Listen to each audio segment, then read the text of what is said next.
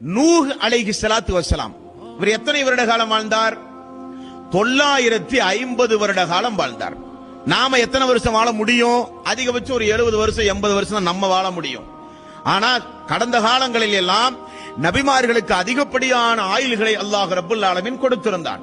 1000ற்கு 50 வருடம் தான் கம்மி.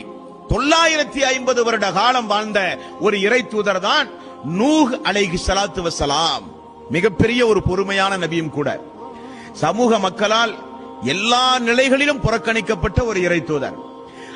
அவர் சொல்லி எத்தனை பேர் இஸ்லாத்துக்கு வந்தார்கள் என்ற ஹதீஸ்களை பார்த்தால் அதிகபட்சம் 50 பேர் தான் இஸ்லாத்துக்கு வந்திருக்கிறாங்க. எத்தனை வருஷம் சொல்லி? 950 வருட காலம் அவர் பிரச்சாரம் செய்து 50 பேர்கள் தான் இஸ்லாத்துக்கு வந்திருக்கிறார்கள்.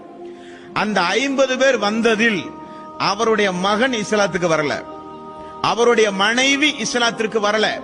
காரணம், நபிமார்களால் அது முடியாது, ஹிதாயத்தை கொடுக்க முடியாது. நபிமார்கள் நினைத்தவர்கள் எல்லாம் முஸ்லீமாக நடத்த முடியாது, நபிமார்கள் நினைத்தவர்கள் எல்லாம் காப்பாற்றவும் முடியாது. இப்படி இருக்கும் பொழுது நூஹ் நபி அல்லாஹ்விடத்திலே பிரார்த்தனை செய்து அந்த சமூகம் அழிக்கப்படுகிற நேரத்தில் மிகப்பெரிய ஒரு வெள்ள பிரளயம், சுனாமி போன்ற மிகப்பெரிய ஒரு வெள்ள பிரளயம் ஏற்படுகிறது. அந்த நேரத்தில் தன்னுடைய கண் எதிரே தன்னுடைய மகன் அழிக்கப்படுவதை நூஹ் அலைஹிஸ்ஸலாத்து வஸ்ஸலாம் அவர்கள் பார்க்கிறார்கள். பெற்ற மகன் அல்லாஹ்வை அழைத்து பிரார்த்தனை செய்கிறார். அல்லாஹ் என்ன பதில் சொல்கிறான்? யா நூஹ் இன்னஹு லைஸ மின் அஹ்லிக்.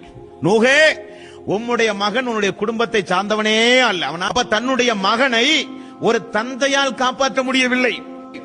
லூத் நபியினுடைய மனைவி இறை நிராகரிப்பான பெண் என்று அல்லாஹ் ரப்பல் ஆலமீன் சொல்கிறான். அப்போ நபிமார்கள் தங்களுடைய குடும்பங்களை சுயமாக காப்பாற்ற முடியாது, அல்லாஹ் நாடினாலே தவிர, அல்லாஹ் உதவி செய்தாலே தவிர. இந்த பாடத்தையும் அல்லாஹ் நூஹ் நபியினுடைய வாழ்க்கை வரலாற்றிலும் லூத் நபியினுடைய வாழ்க்கை வரலாற்றிலும் அல்லாஹ் நமக்கு சொல்லித் தருகிறான் என்பான்ற சோர்களே. அதுபோக இப்ராஹிம் அலைஹிஸ்ஸலாத்து வஸ்ஸலாம் எவ்வளவு பெரிய ஒரு நபி. இந்த இப்ராஹிம் அலைஹிஸ்ஸலாத்து வஸ்ஸலாம் அல்லாஹ்வுடைய நண்பன் என்று அல்லாஹ் சொல்கிறான். இப்ராஹிம் நபியினுடைய குடும்ப வாழ்க்கையை ஹஜ்ஜினுடைய கிரிகையாகவே அல்லாஹ் ரப்பல் ஆலமீன் ஆக்கி இருக்கிறான். இப்ராஹிம் அலைஹிஸ்ஸலாத்து வஸ்ஸலாம் அவர்களுக்காக வேண்டி தீக்குண்டத்தை அல்லாஹ் குளிர வைத்தான்.